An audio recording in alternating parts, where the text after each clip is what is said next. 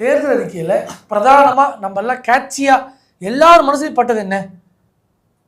Super 6 cylinder 2500 ரூபா free bus. இதெல்லாம் தானே பிரதானமான விஷயம். இதான மக்களை கவர்றதுக்காக நீங்கள் பண்ண விஷயம். அதை செய்வதற்கு ஒரு முன்னோட்டமாக சொல்லணும். நீங்கள் நாளைக்கே செய்யுங்க நான் சொல்லுங்க, நமக்கு ரியாலிட்டி புரியும். ஒரு கவர்மெண்ட் அவ்வளோ நிறைய கடன் வாங்கி வச்சு போயிருக்காங்க, இவங்க உடனே வந்து ஆக்ட் பண்ண முடியுமான்னு கேட்டால் முடியாது. கடன் வாங்கினது உங்களுக்கு தெரியுமா தெரியாதா? ஆட்சிக்கு வந்து சேரில் உட்காந்து முதலமைச்சர் கையெழுத்து போட்ட பிறகு அச்சுச்சோ 10 லட்சம் கோடி கடன் இருக்குன்னு சொன்னால் இல்லை, இவங்க முதல்ல வந்து எங்களுக்கு இவ்வளோ கடன் இருக்கு தெரியாது, நாங்கள் வந்து அரசாங்கம் நடத்தல, அதனால நாங்கள் வந்து அறிக்கையை விட்டுட்டோம். கவர்மெண்ட்டோட ஓப்பன் ஸ்டேட்மெண்ட்ல இருக்கிற விஷயமா இல்லையாது? கடன் 10 லட்சம் கோடி தமிழ்நாட்டுக்கு இருக்குன்னு உங்களுக்கும் தெரியும், எனக்கும் தெரியும்.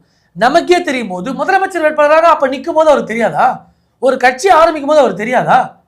அப்போ அந்த மேண்டேட்ல அந்த விஷயங்களை கொடுத்ததெல்லாம் வந்து எதுக்கு?